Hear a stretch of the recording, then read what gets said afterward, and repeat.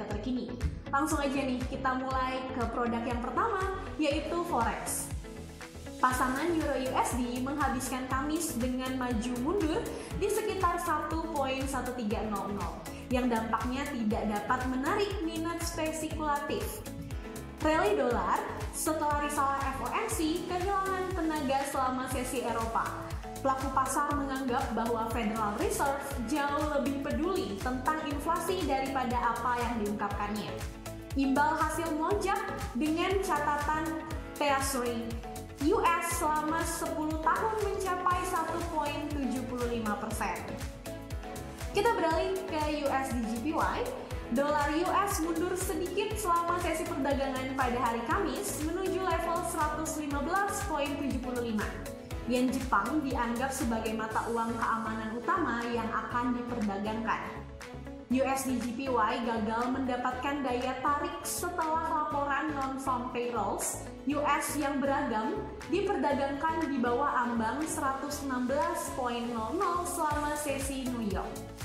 Pada saat penulisan, USD JPY bertukar tangan di angka 115.67.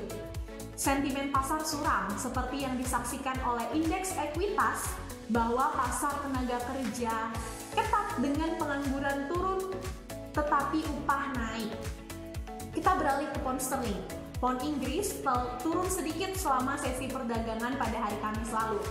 Pelemahan dolar yang terjadi kembali setelah laporan non-farm payrolls Desember yang beragam membantu GBP USD mendorong lebih tinggi menjelang akhir pekan. Pada akhirnya, pasar yang terjepit di antara beberapa rata-rata perdagangan utama pada saat yang sama, sehingga memiliki sedikit pengaruh teknis ke depannya. Kita beralih ke mata uang Aussie.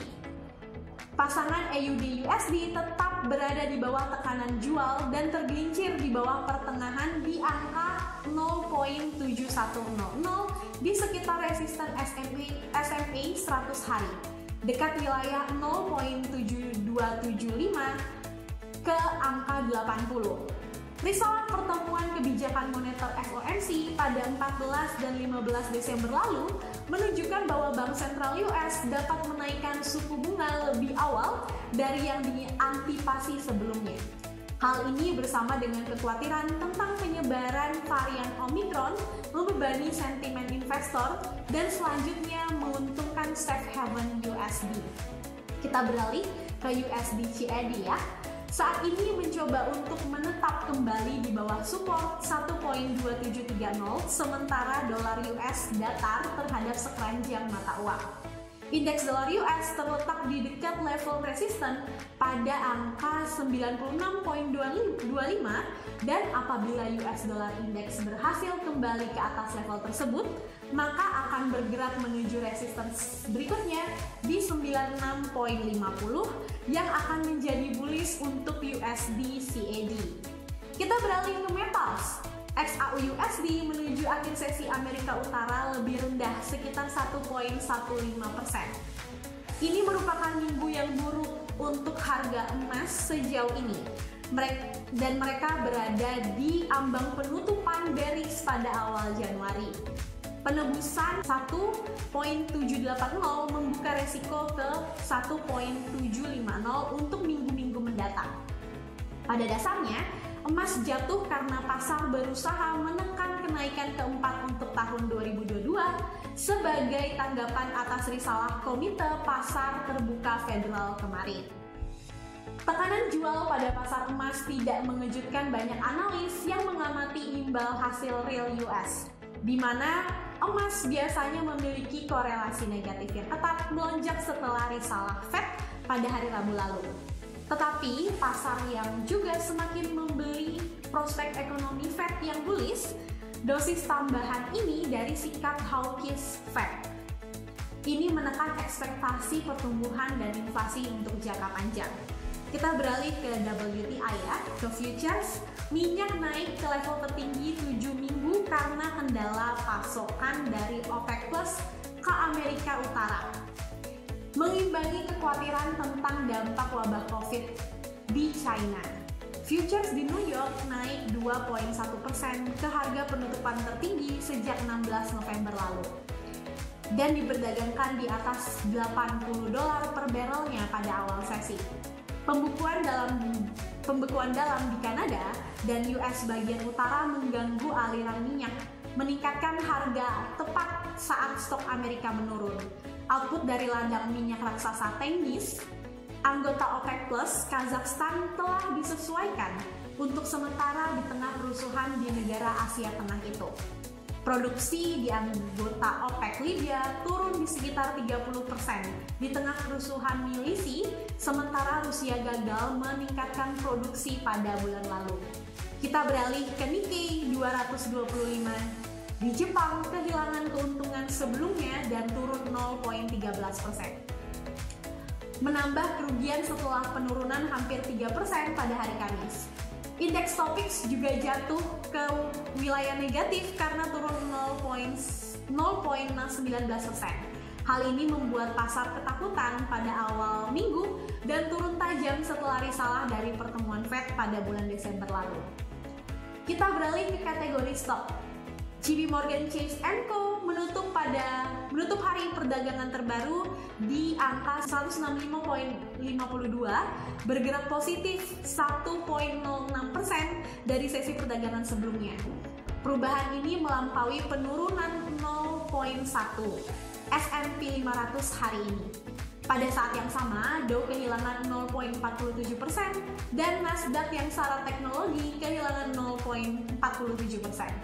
Sektor keuangan naik 5,04%, sedangkan S&P 500 naik 3,67%. JP Morgan Chase & Co. akan berusaha menunjukkan kekuatannya saat mendekati rilis pendapatan berikutnya.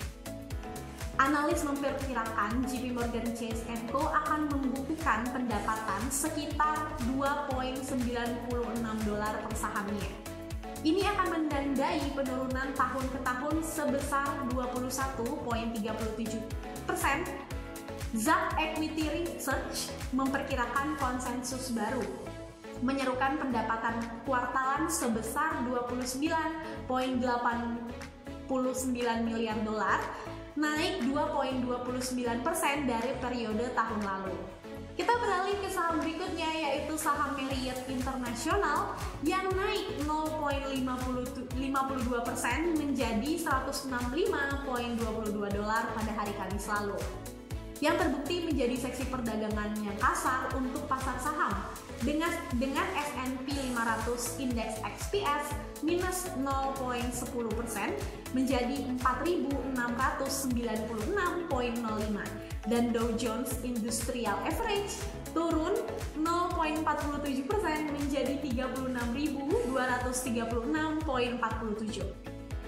Marriott International Inc. ditutup pada 6,46 di bawah level tertinggi 52 minggu menjadi 171,68 yang dicapai perusahaan pada tanggal 5 November lalu. Kita beralih ke Mastercard. Mastercard menutup hari perdagangan terbaru di angka 373,90, bergerak minus 0,4% dari sesi perdagangan sebelumnya. Langkah ini lebih sempit dari kerugian harian S&P 500 sebesar 1,94% dan pada saat yang sama, Dow Jones kehilangan 1,07% dan Nasdaq yang syarat teknologi kehilangan 0,39%. Mastercard akan berusaha menunjukkan kekuatannya saat mendekati rilis pendapatan berikutnya. Perusahaan diharapkan melaporkan EPS 2,19 dan naik 33,54% dari kuartal tahun sebelumnya. Sementara itu, perkiraan konsensus terbaru kami menyerukan pendapatan sebesar 5,12 miliar yang naik 24,37% dari kuartal tahun sebelumnya. Itu dia rekap dari kondisi market minggu lalu. Bagaimana prediksi dari market minggu ini? Langsung aja kita cek hari Senin tanggal 10 Januari, data employment rate November Uni Eropa diperkirakan tercatat sebesar 7,3%, masih sama dengan bulan sebelumnya. Dan hari Selasa 11 Januari, data Balance of Trade November Australia, konsensus berada di angka 10,6 miliar Australia dolar dibandingkan di angka sebelumnya di 11,22 miliar Australia. Chairman Federal Reserve Jerome Powell akan memberikan testimoni pencalonan kembali dirinya sebagai pimpinan Bank Sentral US di hadapan Senat Komite Perbankan. Pada hari Rabu 12 Januari, data inflation rate dari China diperkirakan meningkat menjadi 2,4% dari angka sebelumnya di 2,3%. Data core inflation rate US diperkirakan meningkat dari 5,4% year over year dibandingkan sebelumnya di angka 4,9% sebelumnya. Kita beralih di hari Kamis, tanggal 13 Januari. Data US yang akan ditayangkan antara lain Core PPI MOM Desember perkiraan 0,5% yang sebelumnya di angka 0,7%. PPI MOM Desember diperkirakan 0,4% yang sebelumnya di 0,8%. Initial jobless claim 8 Januari perkiraan 215K yang sebelumnya di 207K. Dan yang terakhir hari Jumat 14 Januari, data ekspor year over year Desember China konsensus 20% yang sebelumnya berada di angka 22%. Data import year over year Desember China konsensus berada di angka 25,9% yang sebelumnya berada di angka 31,7%. Balance of Trade Desember GB perkiraan minus 22,7 pound sebelumnya di angka 2,02 million pound. Data full year GDP November DE perkiraan 3,0% yang sebelumnya di angka minus 4,6%. Dan yang terakhir data retail sales Desember US diperkirakan sebesar 0,3% sama dengan sebelumnya. Itu dia detail informasi mengenai prediksi kondisi market terkini. Untuk kalian yang ketinggalan, jangan sedih, bisa langsung cek sosial media kami. Saya Sania pamit undur diri, sampai jumpa.